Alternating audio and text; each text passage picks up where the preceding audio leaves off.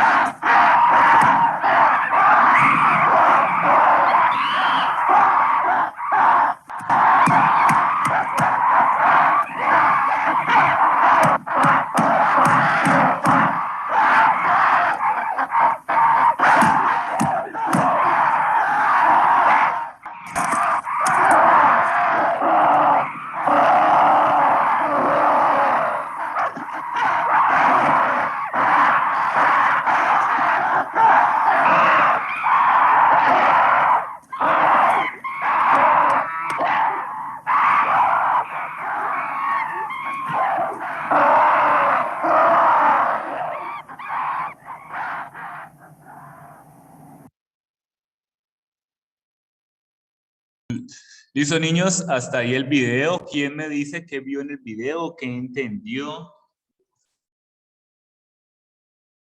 ¿Qué le pareció? ¿Cuál era el mensaje que quería transmitir ese video? Es extraído de una película que se llama 2001 Odisea Espacial, dirigida por Stanley Kubrick, adaptada de un libro que se llamaba también 2001 Odisea Espacial e inspirada en un libro que se llamó Así habló Zaratustra de un filósofo llamado Friedrich Nietzsche.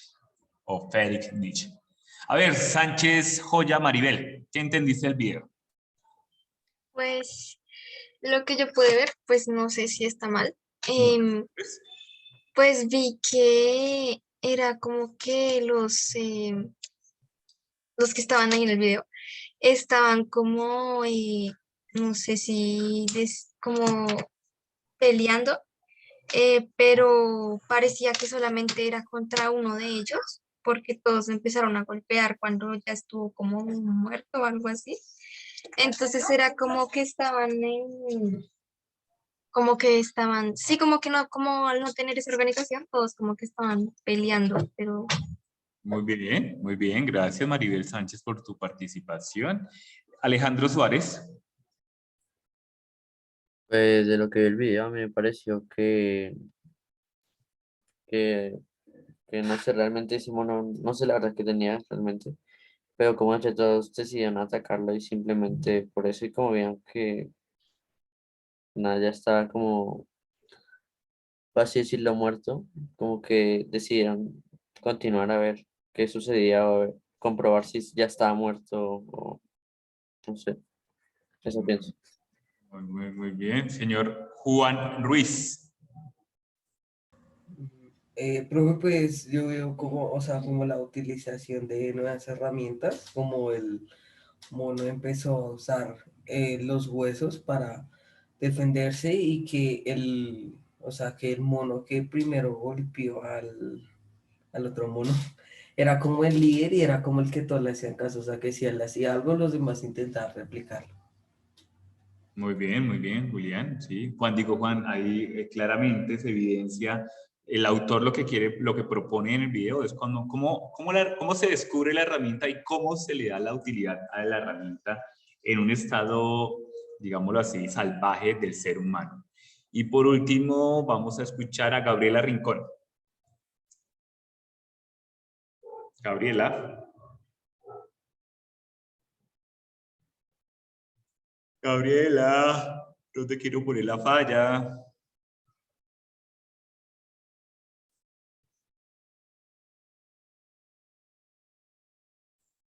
Bueno, Gabrielilla, le voy a poner la falla porque no me contestó. Vamos acá.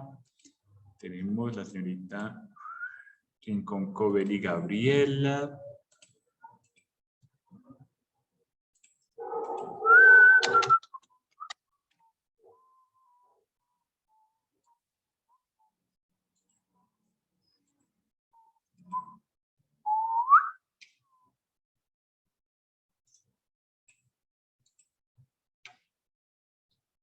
Listo, Cuarán, explícame lo que me estás diciendo ahí en el chat, por favor. Que pues como eran, pues yo lo asimilé así, ¿no? Eran dos grupos en los que tenían opiniones diferentes y como no había un orden, por eso como que empezaban pues de cierta manera a discutir. Y pues yo la asocié pues los animales con los humanos, que sería como lo que pasaría en este momento. Si no tuviéramos un orden, estaríamos igual que ellos. O sea, empezaríamos con esa actitud.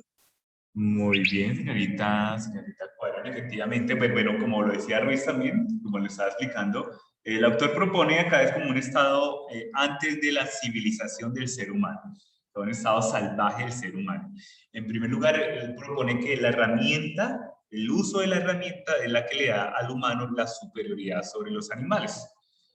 Y después, como tú muy bien lo dices, Cuarán, gracias a la ausencia de una asociación, ojo, una asociación entre los hombres, hay una constante guerra, hay una constante peligro de la vida y demás. Cada quien se quiere apoderar de lo que quiera, de lo que necesita, y hay un peligro de la vida constante. Entonces, más o menos, y acá es donde empieza a aparecer el tema de la sociedad, el tema de lo político, el tema de las reglas, el tema de las leyes, el tema de la propiedad privada. Entonces, bueno, hay unos autores, hay diferentes opiniones sobre el tema de lo político, sobre el tema del gobierno. Efectivamente, Sergio Pérez, para un filósofo que se llama Thomas Hobbes, el ser humano es violento por naturaleza. Él dice, el ser humano es salvaje y él nos propone, en su libro se llama Leviatán, él propone que el ser humano es salvaje por naturaleza y que en ese estado, antes de lo político, antes de lo que nosotros vamos a llamar el pacto social o el contrato social, el ser humano se vivía matando constantemente unos con otros. La vida estaba en peligro. Todo era un caos constante, como ustedes lo vieron en el video. Hay otro autor que se llama Rousseau, Juan Jacobo Rousseau, y él dice, no, por el contrario, el ser humano naturalmente es bueno. En su estado antes de lo político, el ser humano es bueno, es bondadoso, es piadoso. Y se basa en el ejemplo de los animales, que los animales en gran parte son piadosos los unos con los otros. Solamente van a tomar y van a comer cuando ellos necesitan. Ellos nunca se apoderan de un árbol para decir este árbol es mío o este charco de agua es mío.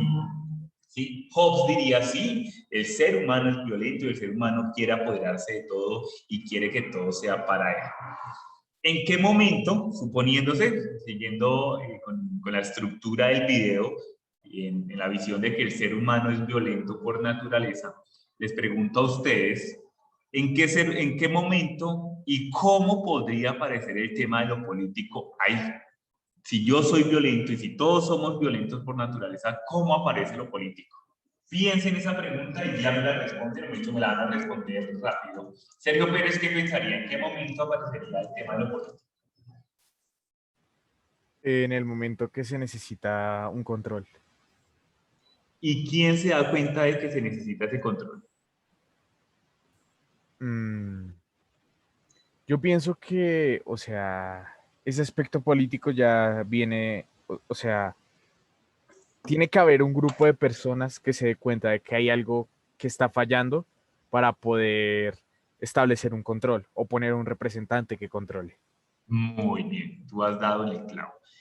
Se necesita un control y para algunos dirían se necesita un representante. Para otros dirían no, no se necesita un representante, se necesitan unos encargados o un encargado que represente ese poder. Efectivamente, Thomas Hobbes, el que dice que el ser humano es violento por naturaleza, dice el ser humano, aparte de ser violento por naturaleza, vive con un constante miedo. Miedo a no tener lo suficiente o miedo a perder lo que ya se tiene. Entonces, en el caso del video, ustedes se dieron cuenta que estos aborígenes, no sé cuál será el nombre adecuado para estos salvajes, estos prehumanos, estaban peleando por un charco del agua. Entonces, unos tenían miedo de perder el charco del agua y otros tenían miedo de no tener el agua. Gracias a ese miedo de perder la vida, a ese miedo de no tener suficiente, ellos mismos, en un estado racional, se dan cuenta que necesitan un ente de control. Para Thomas Hobbes, una persona. Se dan cuenta que necesitan una persona que les diga cuál es mi charco del agua y cuál es su charco del agua. ¿Cuándo yo puedo beber agua y cuándo puede el otro beber agua? ¿Por qué una persona puede matar a la otra o por qué una persona no puede matar a la otra? Cuando estas personas, en ese estado violento de naturaleza, que es Thomas Hobbes, que era lo mismo que propone el señor Pérez, se dan cuenta que si siguen de tal manera, como usted lo ve en el video, usando herramientas y matándose unos a otros, la vida sería un completo caos, porque todos estarían en peligro de muerte en cualquier momento.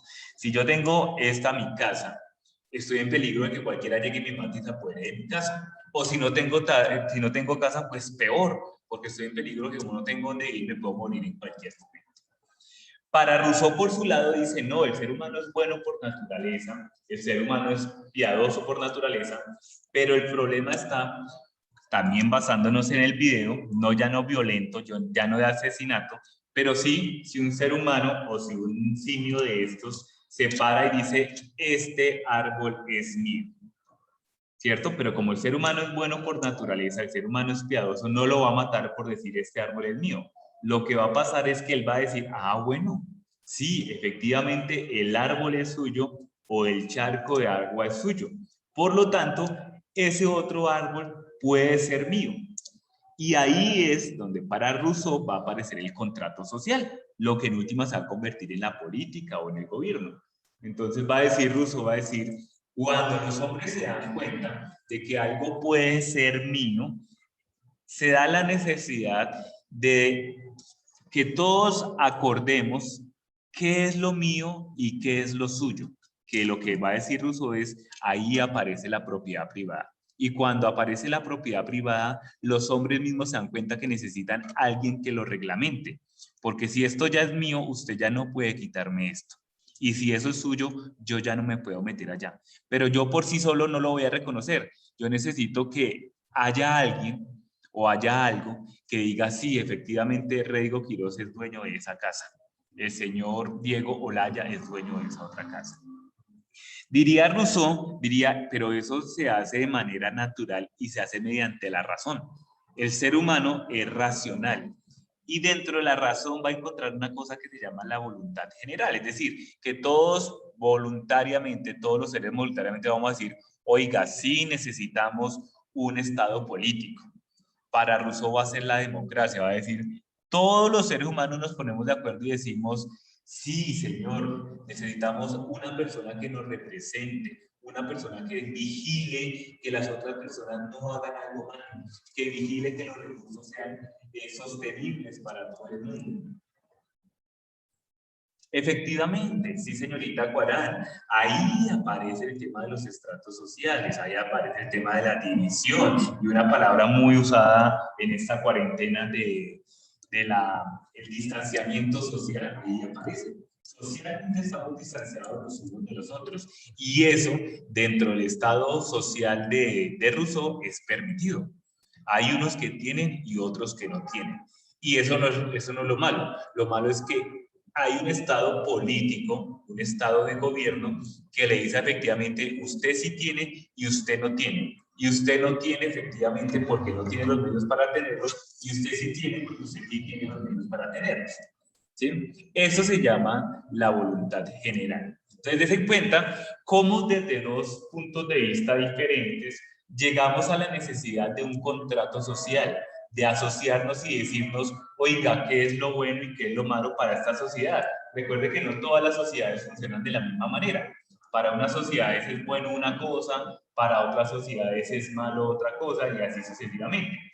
Pero para estos dos pensadores, todas las sociedades necesitan necesariamente llegar a un acuerdo social, a un pacto social. Ojo, eso lo hacemos nosotros mismos, no es que nosotros o aparezca un político allá desde el cielo y diga yo los voy a gobernar, no.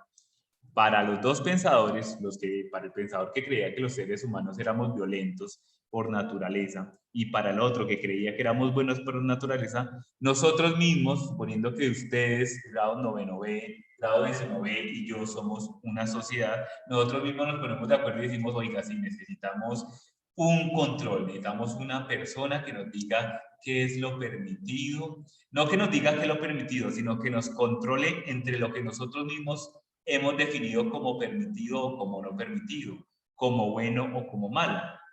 Como no todos podemos estar al tanto de todos, necesitamos a una persona. Para Hobbes va a ser un monarca y ese monarca se va a encargar de controlar a las personas, incluso en contra de la voluntad de las personas. Que a usted no le gusta que hagan esto de manas. Usted ya firmó un contrato social y usted renunció a su libertad en pro de su seguridad y en pro de su vida y en pro de su bienestar. Entonces, yo le puedo hacer esto y hacer esto. Para Rousseau también, por el contrario, también va a ser de la misma manera. Yo renuncié a mi libertad en pro de mi propiedad privada. Entonces, si usted, que es la democracia, si usted, señor presidente, representante del pueblo, me dice que esto es bueno, que esto es malo, así lo voy a cumplir.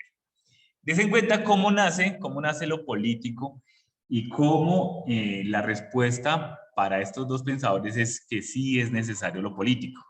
Yo personalmente no creo que lo político surja a partir de necesariamente lo malo o necesariamente la propiedad privada. Tampoco creo que necesitemos a un presidente o a un monarca o a un parlamento para que nos gobierne. Creo que las personas somos buenas por naturaleza, efectivamente, y creo que naturalmente yo reconozco en qué momento estoy siendo malo o estoy siendo abusivo con las otras personas. Que yo lo quiera ocultar y que yo quiera basarme en la ley. Ah, no, yo no sabía que eso era malo. Yo no sabía que quitarle la tierra a los campesinos era malo. Yo no sabía que matar. No.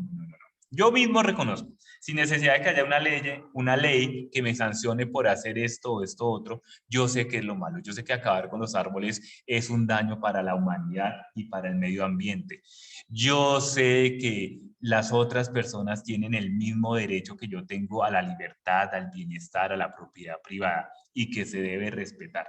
¿Sí? Entonces, yo creo que sí, que efectivamente sí puede haber una sociedad sin política, pero también creo que sí se necesitan unas normas de comportamiento, no necesariamente leyes, pero es unas normas de comportamiento en la cual si llega otra persona, en Colombia, en Bogotá hay pico y placa, porque en Colombia las calles, en Bogotá las calles son muy pequeñas y no hay suficiente vía para todos los carros, por eso hay una cosa que se llama pico y placa. Entonces, señor extranjero, cuando usted llega a Bogotá, por favor lea esa norma de comportamiento y usted va a saber que su carro solamente lo puede sacar tales días. Bueno, perfecto, listo. En otros países lo puede sacar todos los días, chévere, porque allá hay más carreteras, allá no sé, hay más movilidad, pero acá lamentablemente no es lo que nosotros tenemos y lo que nosotros le podemos ofrecer. ¿Listo?